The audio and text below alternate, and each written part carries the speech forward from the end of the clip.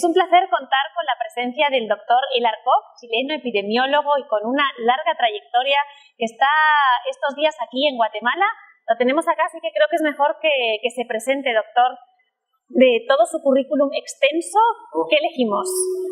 Bueno, mira, soy un investigador, ¿verdad? Un científico. He pasado toda mi vida estudiando, un amante de las ciencias biomédicas. Soy epidemiólogo y además biólogo molecular, y me gusta entonces estudiar, ¿no es cierto?, los determinantes de la salud y de las enfermedades de las poblaciones. Y me he dedicado estos últimos años, ¿no es cierto?, a dirigir un proyecto de investigación grande en torno a la salud materna y sus determinantes en distintos países. Y por si esto fuera poco, entiendo entonces que ha dedicado su tiempo con el Melissa Institute. Así es, el Melissa Institute es un centro de investigación que realiza distintas líneas. Una de ellas, por ejemplo, una de las que más me maravilla, tiene que ver con la vida embrionaria y lo que llamamos medicina embrionaria. Estamos tratando de desarrollar un paradigma que permita mejorar, ¿no es cierto?, la salud ya desde tempranamente, ¿no es cierto?, en el útero. Estamos desarrollando, por ejemplo, investigando terapias experimentales para el síndrome de Down, ¿no es cierto?, en útero, ya. Estamos desarrollando técnicas para detectar también el síndrome de Down lo más tempranamente posible, detectar la presencia del embrión apenas haya ocurrido la concepción. Eso es realmente un área de investigación que nos gusta mucho, el inicio de la vida humana, ¿no? O sea, todo esto que tiene que ver con la vida, ¿tiene algo que ver también con el nombre del instituto? ¿Del nombre de una mujer puede ser o a qué se refiere? Sí, Melissa es un nombre mujer, ¿no? También hay flores de Melissa, ¿no? Pero no, Melissa, la verdad es que nació en Estados Unidos el nombre, digamos, como una iniciativa, se llamaba Iniciativa Melissa, Melissa Initiative. Melissa significa Molecular Epidemiology for Life Science Accountability, o sea, epidemiología molecular para las ciencias de la vida, digamos, en general. Y eso es un acrónimo que forma el nombre Melissa. ¿Y cuáles han sido las últimas investigaciones que se han hecho en el instituto? Bueno, mira, en este último tiempo hemos realizado distintos tipos de investigaciones y una de las más relevantes ha sido que hemos investigado los determinantes de la salud materna y de mortalidad materna en dos experimentos naturales, uno en Chile y otro en México. ¿Es su primera vez aquí en Guatemala? Primera vez aquí en Guatemala, sí. ¿Y qué es lo que le trae a este país? Bueno, mira, estamos realizando una difusión y conferencias científicas a colegios médicos, ¿no es cierto?, parlamentarios, ¿no es cierto?, y miembros de la sociedad civil difundiendo los resultados de estas investigaciones para promover un paradigma de salud pública basado en evidencia.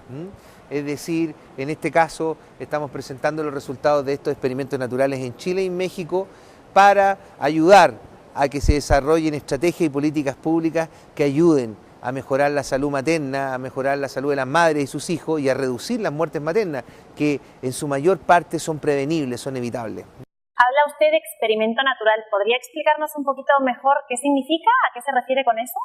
Bueno, los epidemiólogos llamamos experimento natural a aquel que sucede, ¿no es cierto?, en una población sin que haya ocurrido una intervención, digamos, de los investigadores. En un laboratorio, por ejemplo, en nuestro laboratorio, nosotros manipulamos las variables y las condiciones experimentales, pero en un experimento natural de población, ¿verdad?, no se hace. Por ejemplo, podría ocurrir un terremoto y nosotros quisiéramos evaluar qué ocurre con las hospitalizaciones psiquiátricas, por ejemplo, ¿ya?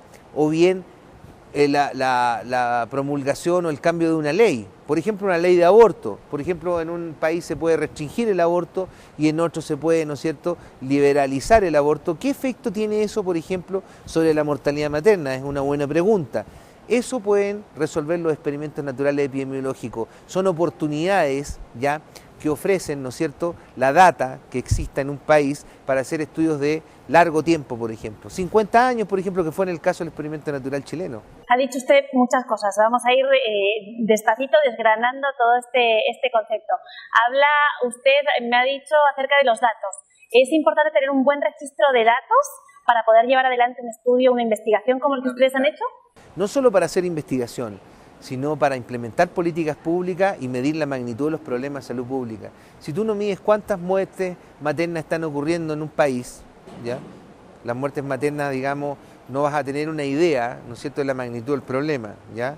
Y así también se compara el progreso de las regiones. Por lo tanto, implementar buenos sistemas de información y de registro, de notificación y registro de muerte o de nacimientos también, ya, y de información demográfica, saber cuántos nacen, cuántos mueren, de qué mueren, cuáles son las causas de mortalidad, es muy, muy importante. Decía usted que sería una buena pregunta responder acerca de si las leyes de aborto influyen o no en la mortalidad de la salud materna. ¿Sería capaz, Melissa Institute ha sido capaz de responder a esa pregunta? Hemos podido, yo creo, desarrollar muy buenas líneas de evidencia en torno a ese tema. Por ejemplo, en el caso del experimento natural de Chile. Chile cambió su legislación del aborto en 1989, prohibió el aborto, ¿ya? O derogó la ley de aborto terapéutico, para ser más exacto, más preciso. Y obviamente teníamos la tendencia de las muertes maternas antes y después de esa prohibición. Existe una noción que sugería, ¿no es cierto?, que cuando se derogan leyes de aborto, se prohíbe el aborto, la mortalidad materna va a aumentar. Y esa sería una razón, ¿no es cierto?, para promover leyes que faciliten el aborto.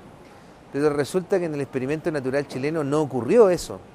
Se derogó la ley de aborto y la mortalidad materna continuó su reducción, y hoy día Chile tiene uno de los niveles de mortalidad materna más bajos, ¿no es cierto?, en América, y forma parte de los 50 países con menor mortalidad materna en el mundo. ¿Y en ese estudio se desprende cuáles son los factores que inciden realmente en la mortalidad materna? Así es, evaluamos múltiples factores en un análisis que se llama multivariable.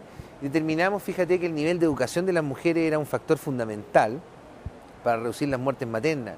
Aumentar el acceso a la atención profesional del parto, al control prenatal, ¿ya? Al menos 4 controles prenatales durante el embarazo, que sea un acceso universal, ¿ya?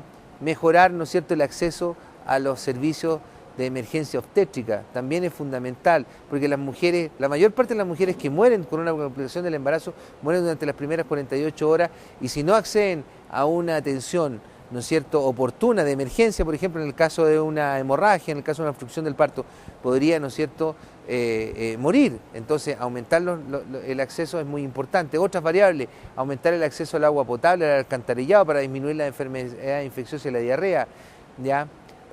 Tenemos también disminuir, ¿no es cierto?, o mejorar la nutrición, disminuir los niveles de desnutrición.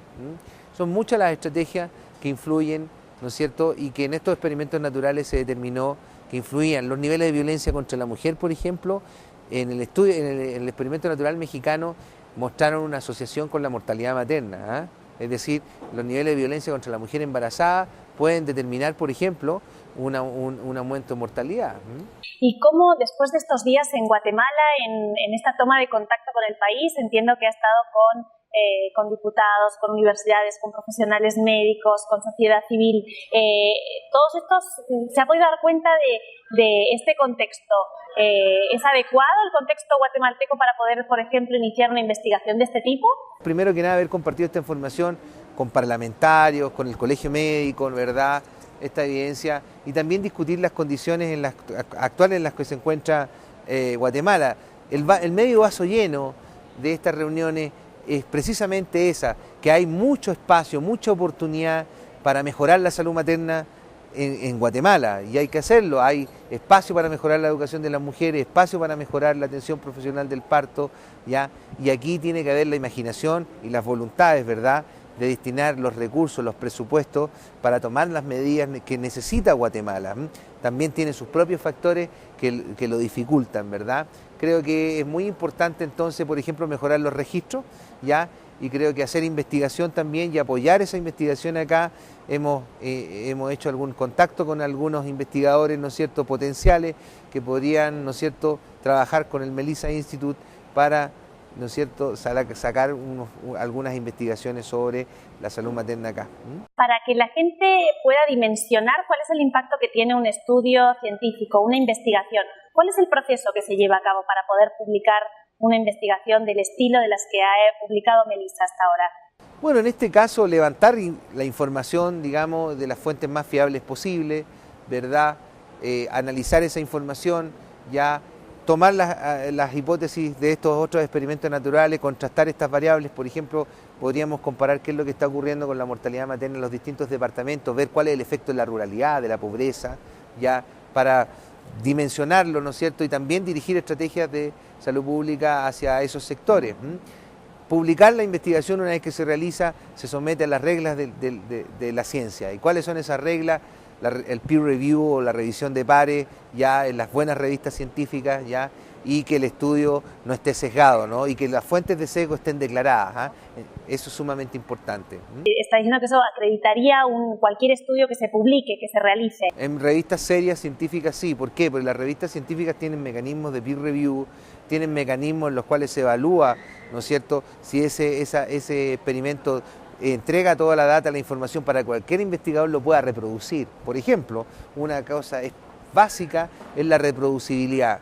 Y una de las cosas importantes de estos dos estudios es que primero se hizo el experimento natural chileno que mostró que todas estas variables que te nombraba, la educación de la mujer, el acceso a la atención profesional del parto y todas las otras que influyen en la mortalidad materna, sí mostraron un efecto también en el experimento natural mexicano. O sea, hubo dos estudios que le dieron consistencia a estos hallazgos. Entonces ya uno puede hablar de salud pública basada en evidencia y por eso ahora estamos difundiendo los resultados de estos experimentos. ¿Y de qué manera ayudaría a Guatemala una investigación de este tipo? Creo que por un lado ayudaría a priorizar cuáles son las políticas públicas más prioritarias, porque los recursos no son infinitos, ¿verdad? Una política, por ejemplo, en los dos estudios se descartó que las leyes de aborto tuvieran un efecto en la mortalidad materna. Fíjate que en ninguno de los países la prohibición del aborto no reduce las muertes maternas, ni tampoco las aumenta. ¿Ya? Tiene un efecto que se llama nulo. En el caso del experimento natural mexicano, igual.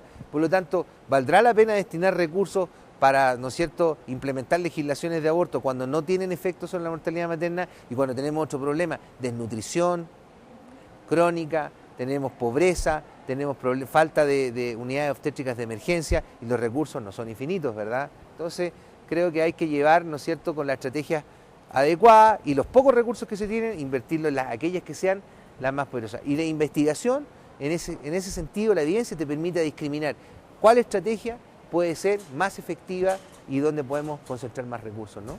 Al inicio de nuestra conversación hablaba de que Mequista se ocupa también de otros temas, de otras investigaciones que está empezando, que está llevando a cabo. ¿Cuáles son?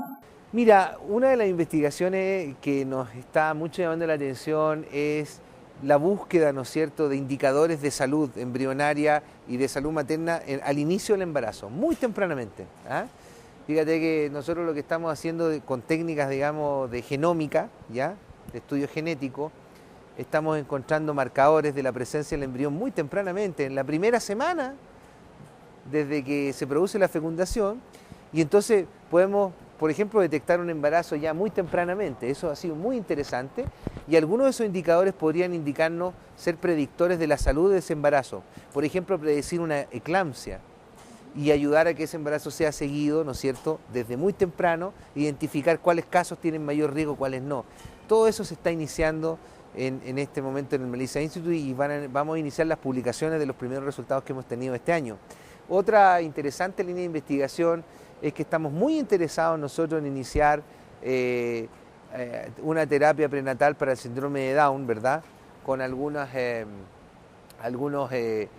suplementos, digamos, que han mostrado efectos, ¿no es cierto?, en otros estudios que han hecho otros investigadores ya sobre la trisomía 21, ayudando, ¿no es cierto?, a minimizar los efectos, por ejemplo, sobre el desarrollo cognitivo. El extracto de té verde, por ejemplo, mostró en un ensayo clínico en personas con síndrome de Down mejorar la memoria y la atención. Ya actualmente se piensa que si este tratamiento se inicia prenatalmente con estos suplementos, puede, ¿no es cierto?, minimizar las secuelas del síndrome de Down y mejorar, ¿no es cierto?, la calidad de vida de estas personas. Ya por último, digo, ustedes hacen un trabajo excelente. ¿Cómo no hay más institutos haciendo eso, más científicos? Hay muchos institutos haciendo ciencia en distintas líneas de investigación, ¿verdad? Creo que el interés obviamente también lo guían las vocaciones, ¿verdad?